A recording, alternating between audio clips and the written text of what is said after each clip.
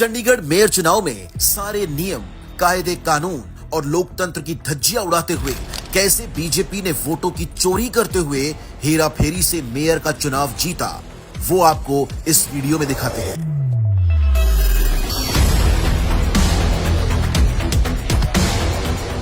सबसे पहले आपको बताते हैं कि इस चुनाव में केंद्र की बीजेपी सरकार ने जिस व्यक्ति को चुनाव का पीठासीन अधिकारी बनाया था, उनका परिचय क्या है।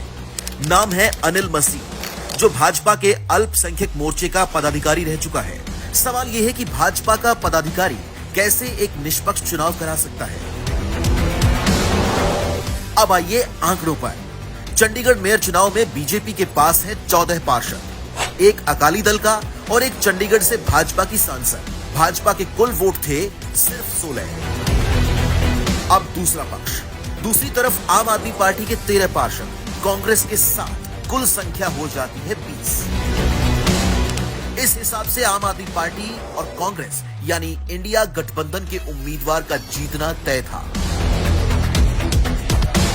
अब यहां से शुरू होती है भाजपा की असली साजिश। आपको काउंटिंग पर लगे इस कैमरे से दिखाते हैं कि कैसे भाजपा देश के लोगों के साथ धोखाधड़ी करती है।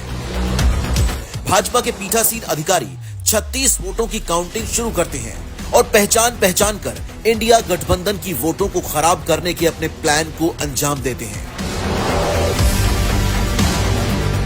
जिन वोट पर कुछ नहीं करना था, उन्हें जल्दी जल्दी साइन करके आगे बढ़ा रहे हैं। अब आई आम आदमी पार्टी के पार्षद की वोट। बेईमानी करनी थी तो थोड़ा सा रुके, ऊपर देखा कि कोई देख तो नहीं रहा है, और फिर चुपके से पेन से डॉट मार के वोट को खराब कर दिया। फिर बीजेपी की वोट आई तो आराम से आगे बढ़ा दी। उसके बाद वो वोट आई जिस पर गड़बड़ी करनी थी, तो चुपके से फिर से पेन चला दिया और वोट को खराब कर दिया। उसके बाद विपक्ष की एक और वोट आई, यानी तीसरी वोट, और उसे भी खराब कर दिया।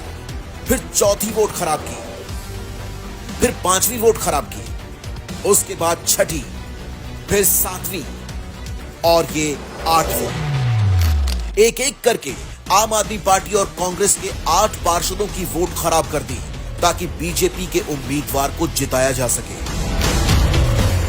बीजेपी को जिताने के लिए पीठासीन अधिकारी इतना जल्दी में थे कि बीजेपी के उम्मीदवार को वहीं बराबर में ही खड़ा किया हुआ था और तुरंत उनको बुलाकर कुर्सी पर बिठा दिया।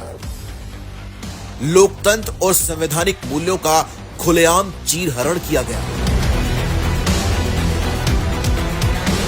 क्या मोदी जी इस तरह चुनाव जीतते हैं? चंडीगढ़ में तो कैमरे पर पकड़े गए, पर देश भर में न जाने अभी तक ये लोग कितने चुनाव ऐसे धोखाधड़ी करके जीते हैं।